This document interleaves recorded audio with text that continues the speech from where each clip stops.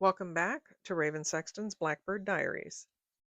Tonight is episode 5 of the Real Talk series. You'll find it corresponds with the entries of the Real Talk series on my blog. And the topic for tonight is your guides aren't your therapists, and they should not be your crutch. And this is a very important topic, aren't they all? The whole point of tonight is exploring the healthy role of spirit guides and how to maintain your personal sovereignty in your spiritual journey. To be clear, this is how to work with your guides, their role in your journey, and how, in the end, it is all up to you. So I want to break this down a little bit by defining our spirit guides. Guides aren't the angels that you work with. They aren't the deities that you may evoke or ask for assistance or ask for guidance. Your guides come to you with, it's in the name, guidance. They're here to help see you through. They're here to help you remember what you already know and to guide you to the things that you're still learning. They bring insight, not so much instruction. Typically, folks interact with their guides when they're seeking clarity, confirmation, and support, and that's exactly what they're here for. Now, as I said, they bring insight, not instruction. They're not going to hand you the book, but they might give you the hints or remind you where to look to find the instruction, to find the information that you need or that you're looking for. This is going to help you with your growth and your development. So let me cover some common misconceptions here when it comes to guides. They're not therapists, they're not life coaches, and they're not your decision maker. There are times when going to therapy, and I am an advocate, be it grief, trauma, many things, I am absolutely an advocate for talking to a licensed therapist. Go to your spiritual coach, your minister, your priest, high priestess, whoever you look to. Your guides are here for a different purpose. And they are certainly not your decision maker. They don't decide, you do. They simply help you come to your decision. They help you find the answers. Because you're going to do the legwork. They're kind of the guardrails, but they're not the driver. You are. A lot of times I see folks working with guides and frustrated because they're not getting the answer they want. That's not how it works. They're going to guide you to the answer you need. So, when you back off the expectation and learn to simply be quiet and listen,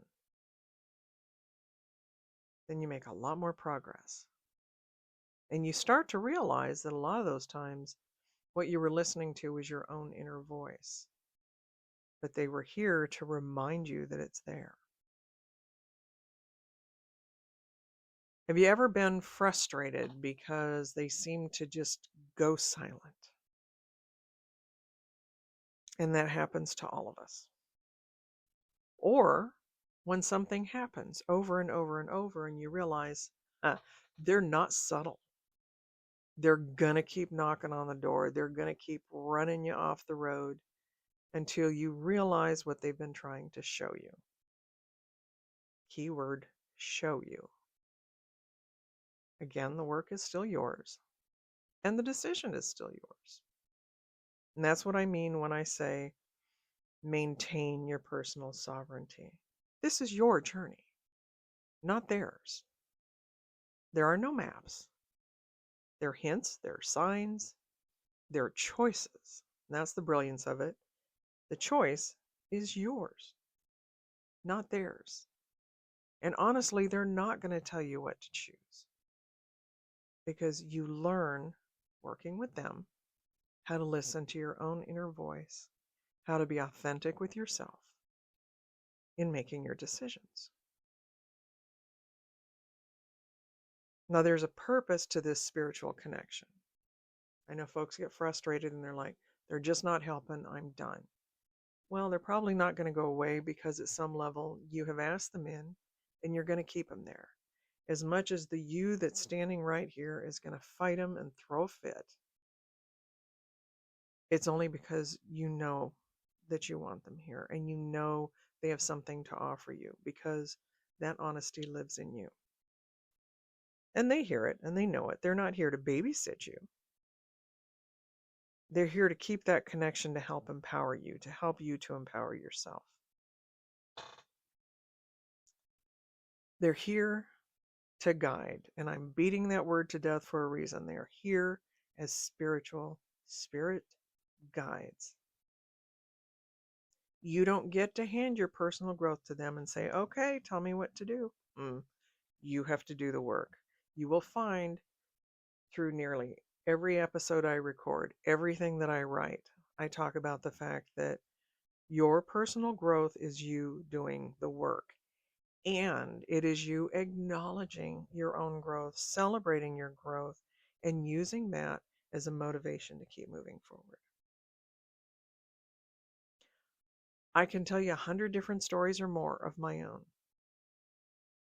And they're all well-earned bumps and bruises and a couple scars. I've been lucky to have good friends and obstinate guides that kept reminding me and kept reminding me while I fought it tooth and nail. And here I sit. Because they were right. And because on some level I knew it. So I finally stopped and I listened. Doing this podcast, writing, teaching, everything that I'm doing now, I fought for ages. And there are those that will tell you that is absolutely the damn truth. Because they're the ones I argued with, that it was never going to happen. And here we are. Sometimes I think we need to resist. Sometimes we need to fight back. That helps us to maintain that sovereignty and that sense of who we are. And we struggle through it. And it makes it that much better when we get to the other side of it. To understand that we do still have that power to say yes and no. And we do. I've done classes on mediumship and psychic development where I explained that just because you can doesn't mean you are obligated. You have the ability to say no. Always. But when you embrace it, get ready for the ride and enjoy it and do it with integrity. One of the biggest things your guides are going to do for you is to teach you to trust yourself. If they get quiet, it's because you are listening for them too much. You are asking too much. You're not listening to yourself. So when they stop, look within. Think about what you know and admit to yourself, okay, I am in my own damn way. And you're going to find you have known all along that you have the answers that you're looking for. Don't outsource your intuition. Don't always ask them first. Take the time to listen to yourself. Take the time to reason it out or to just shut your mind off and let it come through, because I can guarantee you those answers are sitting inside of you. And they're just going to wait patiently. There's no payoff for them. They're not going to push unless you are walking into the fire. I guess unless you need to, there's an exception to every rule. So pause and sit and listen to your own voice. Listen to your higher self. That's when you're going to feel their hand on your shoulder. reflect on this. Take some time.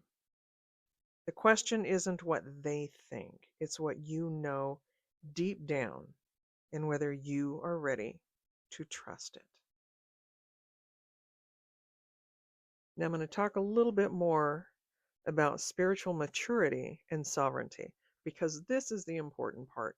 And this is when your guides really start to step in, is when you are right there, when you are walking into your sovereignty, when you are achieving that maturity. They're going to help you in the beginning, but you are really going to hear from them, and you're going to hear the tongue clocking and everything else as you reach maturity because they are going to be reminding you, you know better. So, what does spiritual maturity look like? It's that self accountability. It is recognizing that your beliefs might be different from somebody else's, and that's perfectly okay. Each person is a universe unto themselves, connected to everyone around them, but still that individual. Still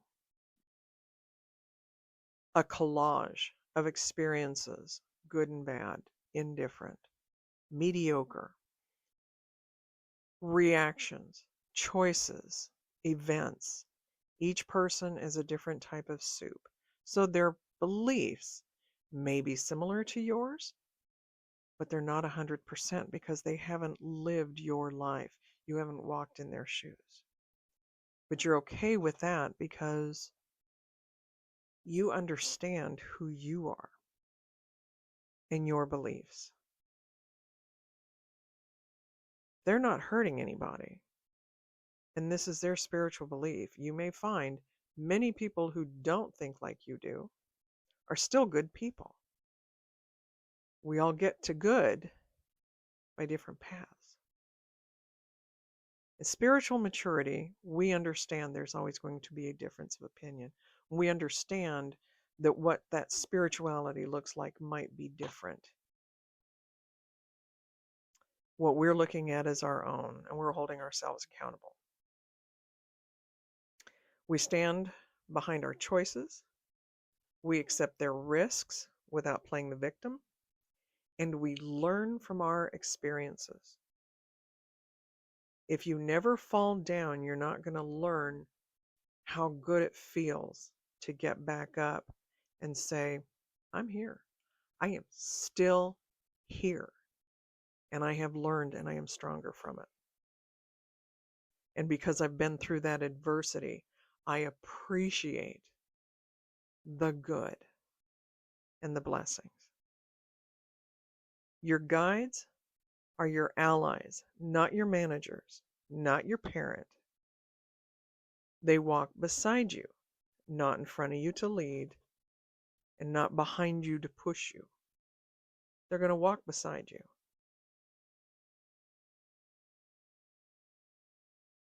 So take some time. Think about this.